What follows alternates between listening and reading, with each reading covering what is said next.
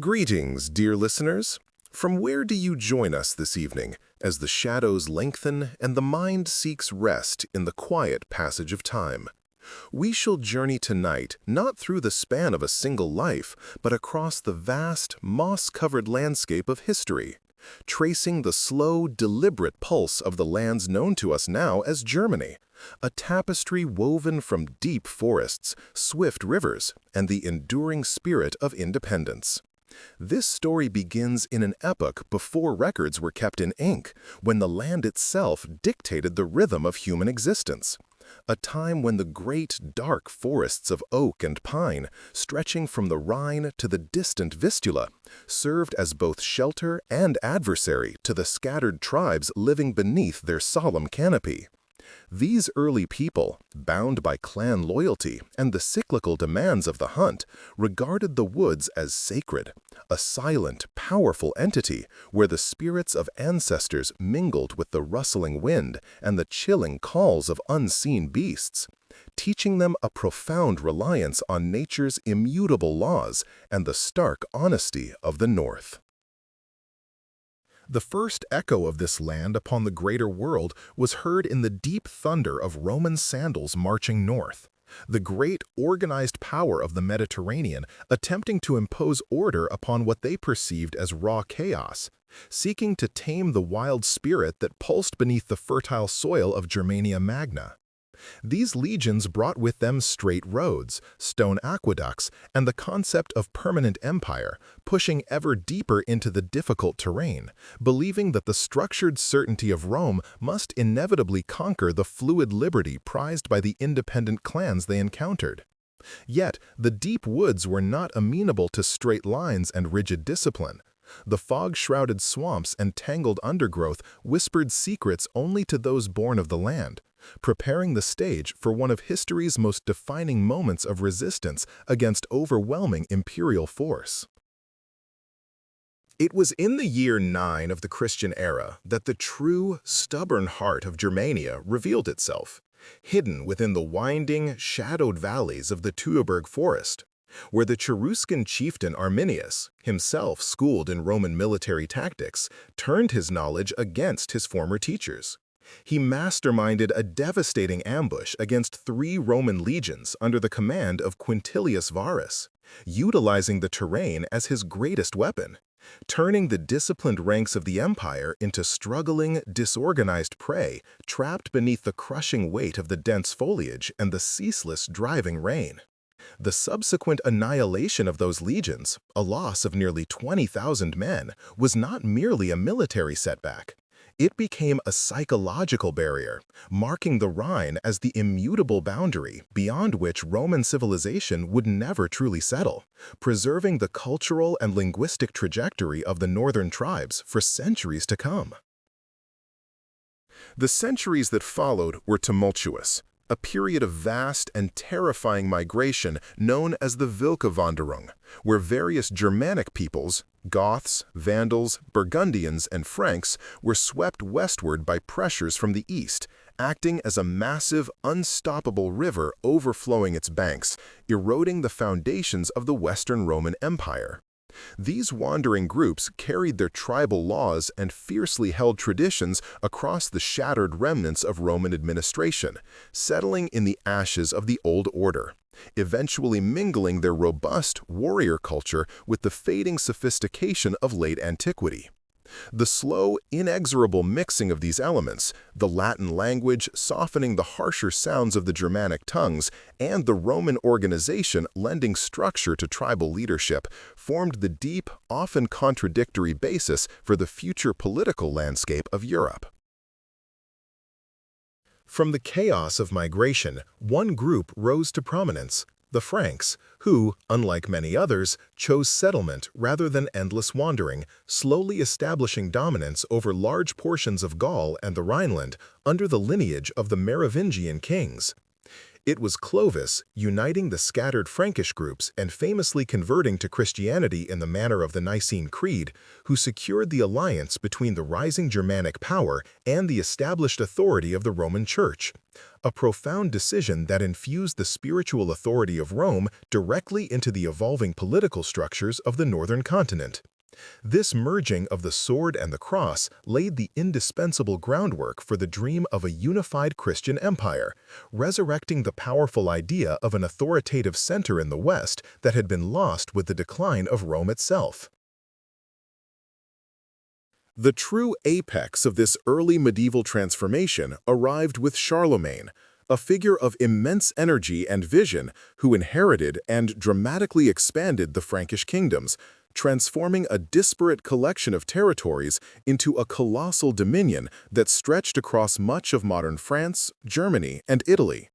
Charlemagne saw himself not merely as a king, but as a reviver of the imperial tradition, establishing centers of learning, standardizing coinage, and promoting the arts and jurisprudence across his realm, attempting to replicate the lost glory of the classical world within his rougher northern sphere.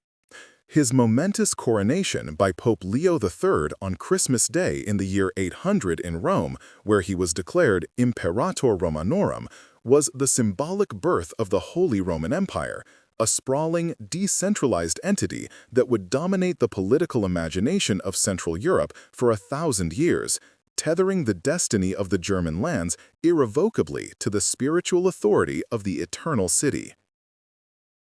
The succeeding centuries were defined by the profound struggle between the secular power of the emperor and the spiritual authority of the pope, a continuous, deep-seated conflict known as the investiture controversy, which centered on who had the right to appoint bishops and invest them with the symbols of their office.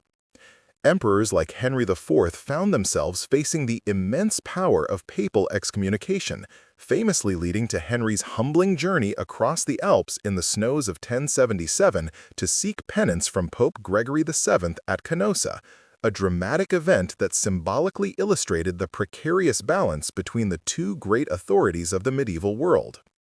Though the emperor might wield the armies and claim descent from Charlemagne, the pope held the keys to heaven, a spiritual claim that proved often stronger than any military might in a deeply pious age, ultimately weakening the central imperial power while strengthening the autonomy of the German princes and ecclesiastical rulers. As the central authority fractured, the great territorial princes solidified their local power, creating a patchwork realm of hundreds of semi-independent duchies, bishoprics, and free cities, all theoretically bound under the Holy Roman Emperor, but practically governing themselves with increasing independence. This decentralization fostered a vibrant, if politically chaotic, environment, witnessing the flourishing of great cities like Cologne, Nuremberg, and Augsburg, which grew rich through extensive trade routes, often banding together in protective leagues like the mighty Hanseatic League to secure their commercial interests across the North and Baltic Seas. This medieval period saw the building of magnificent Gothic cathedrals, towering structures that testified to both human piety and technological prowess, serving as the spiritual and physical anchors of communities rapidly evolving from rural life into complex urban societies with sophisticated legal and craft systems. This mounting tension finally erupted in the year 1517 when the scholarly monk Martin Luther, acting on profound theological conviction, nailed his 95 theses to the door of the Wittenberg Castle Church, challenging the practice of selling indulgences and fundamentally questioning the Pope's absolute authority over Christian doctrine. Luther's bold stand, underpinned by the potent power of the newly accessible vernacular German Bible, ignited the Protestant Reformation, which rapidly spread across the decentralized German territories, finding protection among princes who saw an opportunity to free themselves from both papal levies and imperial interference.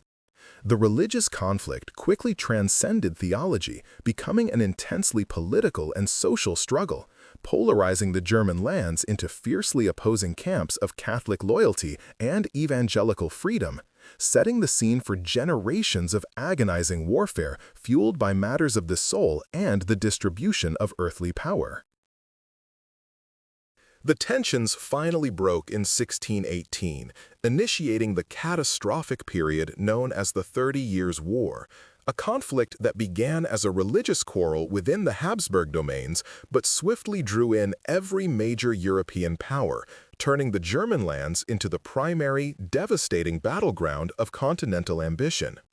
Armies traversed the territory ceaselessly, fueled by religious zeal, dynastic competition, and sheer mercenary opportunism, resulting in the depopulation of vast areas, the destruction of ancient cities, and an unprecedented level of civilian suffering that decimated the German population by perhaps a third in some regions. This protracted war was a descent into anarchy and cruelty, leaving the economy shattered, cultural life profoundly suppressed, and the existing political structure of the Holy Roman Empire rendered virtually meaningless, ensuring that the dream of a unified German state remained a distant, painful impossibility for centuries more. The war was formally concluded by the Peace of Westphalia in 1648, a monumental series of treaties that ushered in the modern concept of state sovereignty, ensuring that the 300-odd territorial entities within the Holy Roman Empire were granted almost complete autonomy, effectively extinguishing the emperor's practical authority outside his own hereditary Habsburg lands. This profound constitutional reality ensured that Germany would remain politically impotent and geographically vulnerable, while nations like France and Britain consolidated powerful, centralized monarchies capable of projecting authority across the globe. The task of recovery was immense. The German state spent the next century slowly rebuilding their infrastructure, repopulating their decimated villages, and focusing on the slow, meticulous work of administrative reform within their respective modest borders, often turning inward to develop meticulous civil service traditions and intellectual life in lieu of geopolitical might. The task of recovery was immense. The German state spent the next century slowly rebuilding their infrastructure, repopulating their decimated villages, and focusing on the slow, meticulous work of administrative reform within their respective modest borders, often turning inward to develop meticulous civil service traditions and intellectual life in lieu of geopolitical might. This era, known as the Enlightenment, profoundly influenced the intellectual landscape of the German states, fostering a remarkable flourishing of philosophy, music, and literature that provided a sense of shared cultural identity even where political unity was entirely absent. Thinkers such as Immanuel Kant sought to establish rational foundations for morality and knowledge, while figures like Johann Wolfgang von Goethe and Friedrich Schiller articulated deep, emotive national sensibilities through their literary works, creating a culto nation, a nation defined by shared language and culture that transcended the artificial borders drawn by the treaties of Westphalia. This cultural awakening nurtured the idea that the German-speaking peoples constituted a single, coherent entity, sowing the intellectual seeds for the eventual desire for political unification that would burst forth when confronted with external threat. The external shock arrived with the cataclysm of the French Revolution and the subsequent military campaigns of Napoleon Bonaparte, who swept across Europe, dismantling the antiquated structures of the Holy Roman Empire with brutal efficiency, finally dissolving the venerable, thousand-year-old entity in 1806. Napoleon's reorganization of the German states, consolidating hundreds of tiny principalities into larger, more manageable units, and installing the French-backed Confederation of the Rhine, inadvertently acted as a powerful catalyst for German nationalism. The humiliation of military occupation and the radical, centralized French administration provoked a profound reaction among the intellectuals and populace, transforming the abstract desire for cultural unity into a fervent, practical demand for a unified, sovereign German state capable of defending itself against foreign aggression. Despite the political repression enforced by the conservative regimes, industrialization began to take hold, particularly in the Prussian Rhineland and Saxony, leading to rapid economic transformation, the growth of a powerful industrial middle class, and the inevitable rise of a large, increasingly restless urban working class. Prussia, driven by economic self-interest, spearheaded the establishment of the Zollverein, German customs union, in 1834, which eliminated internal tariffs across most of the German states, excluding Austria, effectively creating a unified economic market long before political unity was achieved. This economic integration further cemented Prussia's leadership role, binding the smaller states through commerce and standardization, strengthening the practical argument that political unification under Prussian guidance was economically necessary and historically inevitable. The widespread demand for political liberty and national unity finally erupted in the revolutions of 1848, sparked by similar uprisings across Europe, prompting liberals and nationalists to convene the Frankfurt Parliament, an assembly dedicated to drafting a constitution for a unified, democratic German empire. This idealistic, intellectual endeavor, however, failed to secure practical power. The parliament spent months debating constitutional minutiae and ideological divisions, while the established monarchs quietly regrouped their armies and waited for the revolutionary fervor to subside. When the unified crown was finally offered to King Frederick William IV of Prussia, he refused the crown from the gutter, rejecting a constitutional mandate granted by the people, and the revolution was crushed by Prussian and Austrian forces, resulting in the dissolution of the parliament and the emigration of many disillusioned liberals. The first of these conflicts, the brief war against Denmark in 1864, secured the disputed territories of Schleswig and Holstein, but more importantly, it provided Bismarck with the diplomatic pretext necessary to confront his primary rival, the aging Austro-Hungarian Empire. The ensuing Austro-Prussian War of 1866, decisively won by the highly modernized Prussian army at the Battle of Königgrätz, permanently expelled Austria from German affairs, ending centuries of Habsburg influence and establishing Prussia as the undisputed leader among the German states. Following this victory, Bismarck organized the smaller northern states into the North German Confederation, moving ever closer to his goal, leaving only the Catholic states of the South remaining outside his sphere of direct control. The final, decisive step required a common external enemy to force the southern states into an alliance with Prussia, and Bismarck masterfully manufactured a crisis with France, led by Emperor Napoleon III, over a minor dynastic dispute concerning the Spanish throne. When France declared war on Prussia in 1870, the southern German states, bound by patriotic fervor and defensive treaties, immediately rallied behind the Prussian command, leading to the rapid and humiliating defeat of the French army and the capture of Napoleon III himself. It was in the Hall of Mirrors at Versailles, the very symbol of French power, that the German princes formally proclaimed King Wilhelm I of Prussia as German Emperor, Deutscher Kaiser, on January 18, 1871, officially achieving the unification of Germany as a powerful, centralized empire. The Second Reich, created not by democratic will, but by military force and diplomatic calculation. Beneath the superficial prosperity and the bombastic displays of imperial military might, deep political and social tensions persisted, as the rapid pace of industrialization created enormous disparities between the traditional land-owning aristocracy, Junkers, who still held immense political and military authority, and the rapidly growing urban working-class population. The Social Democratic Party, SPD, committed to democratic socialism and working-class rights, became the largest single political force in the country, yet it was deliberately excluded from meaningful political power by the authoritarian imperial constitution that placed ultimate authority in the hands of the emperor and his unelected advisors. This internal conflict between a modern industrial society and an antiquated autocratic political system created a high-pressure environment where national pride was used to mask profound domestic instability, requiring only a spark to ignite a massive conflagration.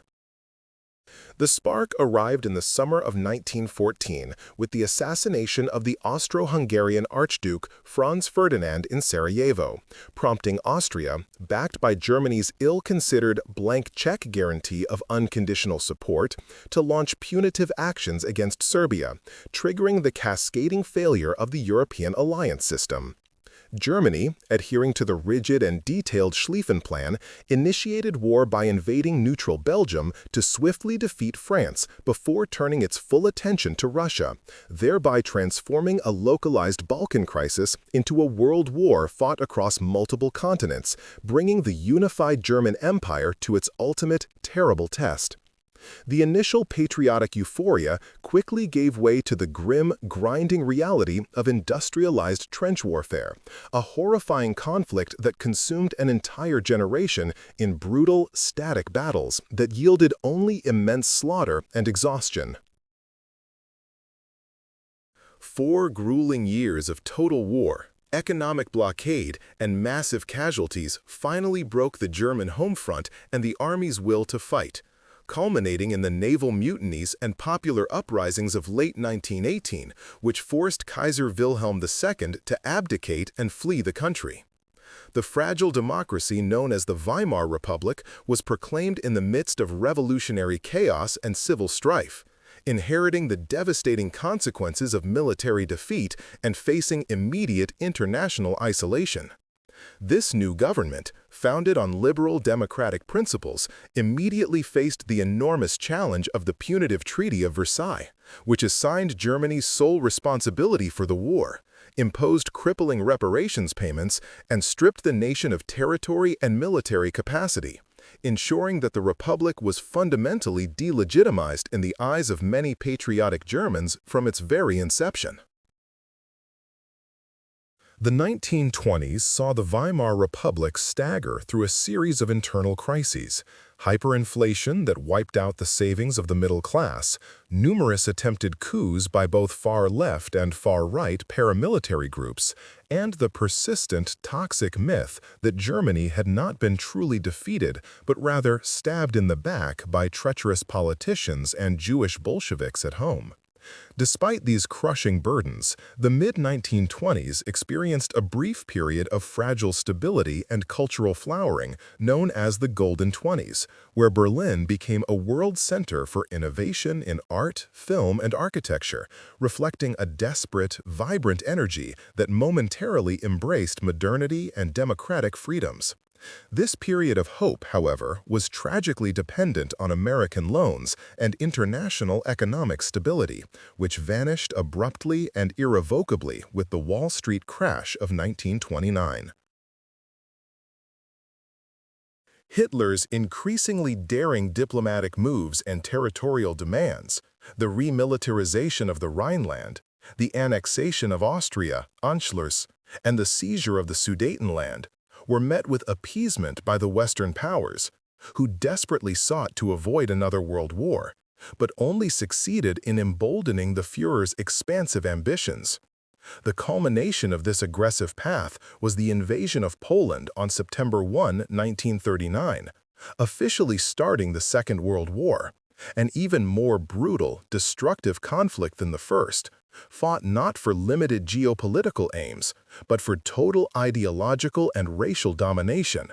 ushering in the darkest period in German and world history. The initial years of the war saw stunning military successes as the German blitzkrieg strategy overwhelmed Poland, France, and much of Western Europe, bringing the Reich to the height of its territorial power and filling the German people with a renewed, terrible confidence in their destiny. However, this period of conquest simultaneously saw the implementation of the state's most monstrous ideology, The Holocaust, the systematic, industrialized annihilation of 6 million Jews, alongside millions of other perceived enemies, in an unprecedented act of state-sponsored genocide rooted in the core, poisoned beliefs of the Nazi regime. The sheer scale and moral horror of these atrocities, executed with bureaucratic efficiency and chilling indifference, represented the ultimate catastrophic failure of human civilization and forever stained the historical narrative of the German nation. The turning points arrived in the brutal winter battles on the Eastern Front, particularly the catastrophic defeat at Stalingrad, and the entry of the United States into the war, shifting the balance of industrial power decisively against Germany. From 1943 onward, the Reich faced relentless aerial bombardment, which flattened German cities and infrastructure, while the Soviet armies pushed inexorably westward, grinding down the Wehrmacht in a series of agonizing, brutal engagements. The war concluded an utter devastation in May 1945, with the total military defeat and unconditional surrender of Germany, its cities in ruins, its territory occupied by the victorious Allied powers, and its national identity facing complete moral and political collapse. The immediate aftermath involved the dismantling of the Nazi regime, the harrowing process of denazification, and the trial of the principal war criminals at Nuremberg, attempting to establish accountability for the unprecedented crimes against humanity. Geopolitically, the victorious Allies, the United States, Great Britain, France, and the Soviet Union, divided Germany into 4 occupation zones, a temporary measure that quickly became permanent as the ideological schism of the Cold War rapidly intensified between the Western democracies and the Soviet sphere. Berlin, located deep within the Soviet zone, was itself divided, becoming the symbolic front line of the global confrontation, constantly escalating tensions between the former wartime allies. The formal division of the nation occurred in 1949 with the establishment of 2 separate German states: the Federal Republic of Germany, FRG, West Germany, rooted in democratic, capitalist principles and aligned with the West, and the German Democratic Republic, GDR, East Germany, a single-party socialist state tightly controlled by the Soviet Union. West Germany, benefiting from Western aid, the Marshall Plan, and driven by a fierce desire for democratic rehabilitation and economic success, entered a period known as the Wirtschaftswunder, or economic miracle, transforming itself rapidly into a stable, prosperous democracy and a key player in the nascent European integration movement. East Germany, by contrast, adopted a centralized command economy and oppressive political structures, becoming a tightly controlled satellite state marked by continuous surveillance and suppressed freedom, struggling perpetually with economic stagnation and the outflow of its best talent. The physical manifestation of this brutal division was the construction of the Berlin Wall in 1961, a harrowing barrier of concrete and barbed wire erected overnight by the East German regime to prevent its citizens from fleeing to the freedom and prosperity of the West, cementing the division and turning the German border into one of the most heavily fortified and ideologically charged boundaries in the world. For nearly 30 years, the existence of the wall served as a constant, painful reminder of the Cold War's grip on the German people, separating families and demonstrating the utter failure of the communist system to retain the loyalty of its own citizens without resorting to extreme physical coercion. Yet, despite the bitterness, West Germany maintained the fervent hope, embodied in statesmen like Willy Brandt's policy of Ostpolitik, rapprochement with the East, that the division was temporary and that the nation would one day be made whole again. The profound political shifts of the late 1980s, specifically the reforming efforts initiated by Soviet leader Mikhail Gorbachev and his policy of non-intervention in Eastern European affairs, suddenly and unexpectedly opened a window of opportunity for change that galvanized the long-suppressed desire for freedom in the East. Mass protests in East German cities demanding travel freedom and democratic reforms grew rapidly throughout 1989, culminating in a series of powerful, peaceful demonstrations, most notably in Leipzig, that the increasingly overwhelmed and demoralized regime could no longer suppress without resorting to catastrophic violence. Faced with both internal collapse and the withdrawal of Soviet security guarantees, the East German government was forced to make increasingly desperate concessions to its own people, signaling the swift demise of the socialist state. The moment that defined the end of the Cold War and the realization of a generations-long dream arrived unexpectedly on November 9, 1989, when, following a bureaucratic misunderstanding during a press conference, an East German border official mistakenly announced that the borders were immediately open for private travel. Thousands of Berliners, seizing the chance, rushed to the wall, demanding passage, and finding the guards unable to resist the massive, spontaneous outpouring of popular will. The gates were opened, allowing joyous crowds from east and west to flood through the gaps, beginning the exhilarating, spontaneous dismantling of the concrete barrier by hand. This peaceful revolution, a triumph of popular courage over authoritarian control, swiftly led to the negotiation of reunification, which was formally achieved on October 3, 1990, restoring a single sovereign Germany for the first time since the war, now firmly committed to democratic, liberal principles. The task of integrating the economically weak and institutionally distinct East into the powerful structures of the West proved immense, requiring massive financial transfers, administrative restructuring, and the often painful process of adjusting to a unified, competitive economy, a challenge that continues to resonate culturally and socially across the nation even today. The unified Federal Republic of Germany, now situated in the heart of the continent, immediately resumed its role as a leading global economic power and a foundational member of the increasingly integrated European Union, demonstrating a profound commitment to multilateralism, reconciliation, and cautious foreign policy rooted in the lessons learned from its catastrophic past.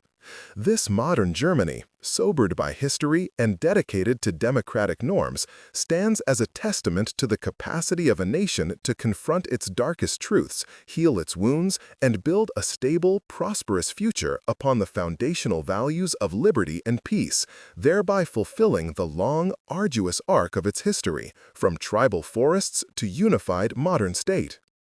Greetings, dear listeners. From where do you join us this evening? The first decade following the embrace of unification was marked by the arduous, often frustrating practicalities of merging two profoundly different systems of life, governance and expectation, demanding patience and vast resources, particularly for the revitalization of the former German Democratic Republic. A significant symbolic act of confidence in this newly forged unity was the decision to move the seat of government from the provisional capital of Bonn back to the historic heart of the nation, Berlin, requiring the monumental transformation of the city's scarred landscape into the functioning center of a modern democratic republic. This period firmly established Germany not merely as a geographically Central European nation, but as the stabilizing anchor of the burgeoning European project, deeply committed to fostering peace and shared economic destiny through institutions like the emerging common currency, the euro. Yet, this period of domestic restructuring was swiftly tested by the turbulent conflicts erupting in the Balkans, which challenged Germany's post-war policy of strict military restraint and required the nation to grapple with the demands of collective security and humanitarian intervention. Though initially hesitant due to the profound constitutional and moral weight of deploying soldiers outside its borders, Germany eventually contributed to peacekeeping and stabilization missions under the mandate of international bodies, marking a careful and deliberate departure from decades of military non-engagement. This cautious step into the realm of international security underscored a deep national commitment to preventing atrocities, while simultaneously maintaining a highly restrictive and self-reflective approach to the use of force, always measured against the heavy shadow of the past. A different and even more profound crisis of conscience arrived in 2015, when millions of people displaced by war and poverty sought refuge across Europe, testing the very limits of European solidarity and humanitarian response. Germany chose a unique path, opening its borders to hundreds of thousands of refugees, a decision encapsulated by the Chancellor's simple, resolute declaration that the nation would manage the challenge, a phrase that both inspired and bitterly divided the nation, invoking deep memories of its own history of displacement and moral responsibility. While demonstrating an extraordinary capacity for organization and compassion, this mass influx placed overwhelming pressure on social services and cultural integration efforts, simultaneously sparking a significant political backlash and fueling the rise of populist and far-right movements that challenged the established consensus of liberal democracy. While demonstrating an extraordinary capacity for organization and compassion, this mass influx placed overwhelming pressure on social services and cultural integration efforts, simultaneously sparking a significant political backlash and fueling the rise of populist and far-right movements that challenged the established consensus of liberal democracy. Concurrently, Germany embarked upon the ambitious and costly transition known as the energy transformation, committing itself to phasing out nuclear power entirely and shifting its industrial powerhouse reliance wholly toward renewable sources like wind and solar, driven by global climate concerns and the tragic disaster at Fukushima. This necessary green transformation, however, inadvertently deepened the nation's reliance on imported natural gas, particularly from the East, leading to a geopolitical vulnerability that many astute voices warned against, but which became deeply embedded in the nation's energy planning for 2 critical decades. The commitment to maintaining economic partnership with certain Eastern powers, even amidst rising geopolitical tensions, was founded upon a hopeful yet ultimately flawed belief that deep trade ties would foster long-term stability and prevent the resurgence of military conflict in Eastern Europe. The commitment to maintaining economic partnership with certain Eastern powers, even amidst rising geopolitical tensions, was founded upon a hopeful yet ultimately flawed belief that deep trade ties would foster long-term stability and prevent the resurgence of military conflict in Eastern Europe. The long and steady era, guided by Chancellor Merkel, concluded in 2021, handing power to a new coalition government committed to accelerated climate action and social modernization, just as the global geopolitical environment began to darken dramatically.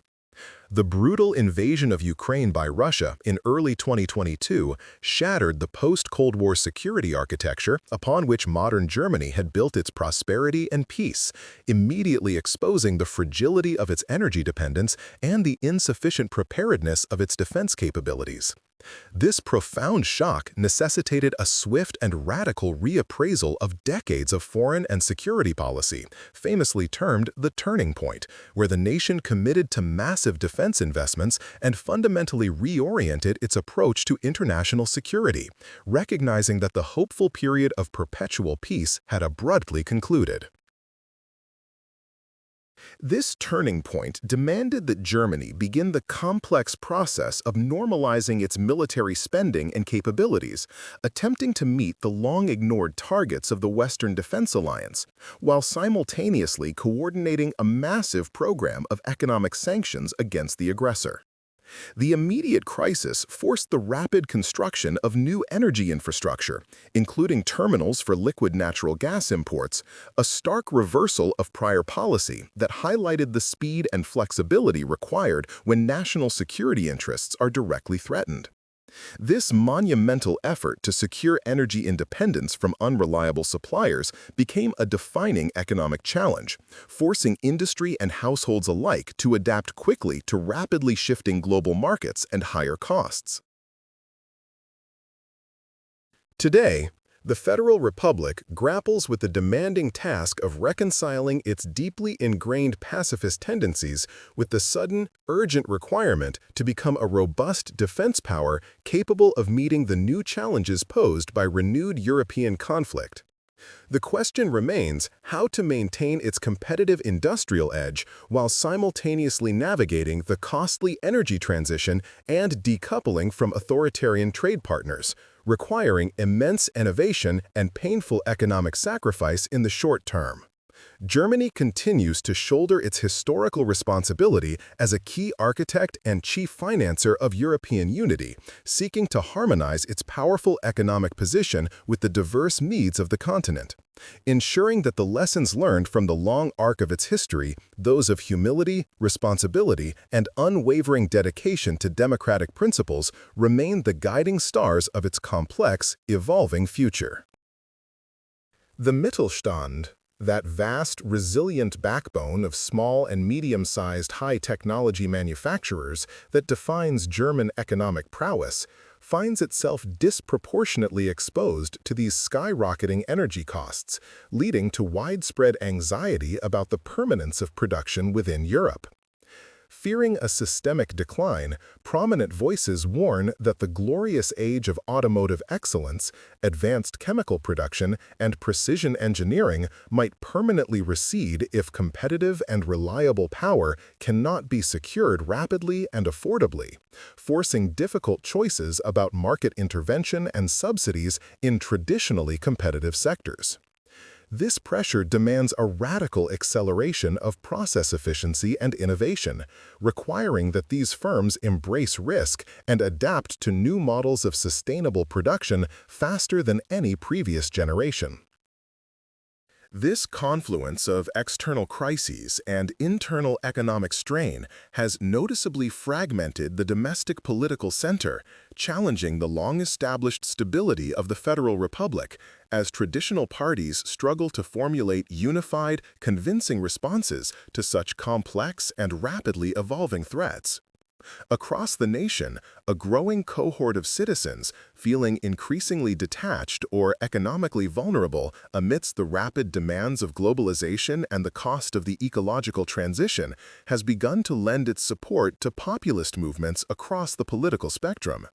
This internal volatility directly complicates the government's ability to project decisive and consistent leadership abroad, creating a persistent requirement for the ruling coalition to constantly mediate between immediate domestic anxieties and essential, costly, long-term strategic investments.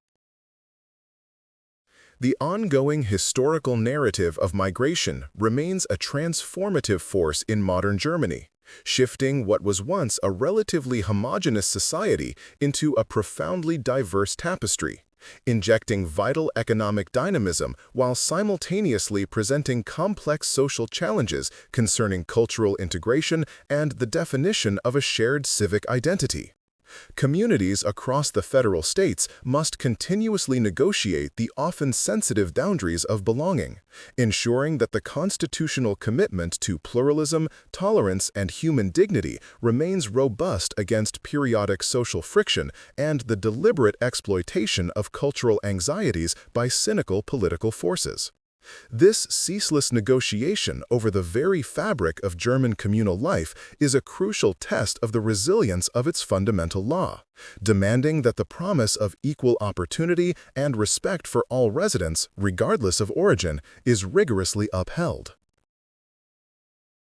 The nation's unique and unwavering commitment to historical memory, especially concerning the darkest periods of the 20th century, continues undiminished, yet the methods by which this profound moral lesson is transmitted must evolve to connect with a digitally native and globally interconnected youth.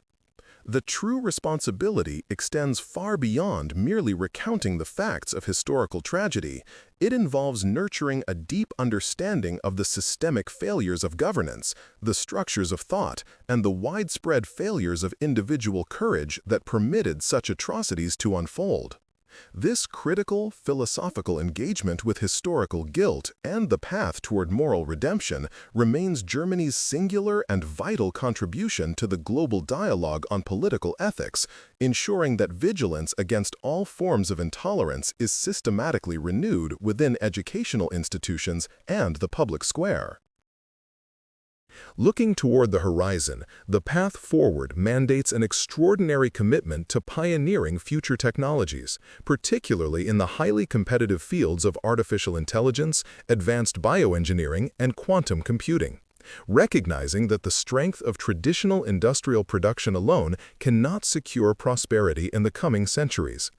The nation must consciously shed its inherent cultural cautiousness and embrace a greater appetite for calculated risk, fostering a climate where the brilliant discoveries generated in its world-class scientific universities are swiftly translated into commercial applications and market dominance.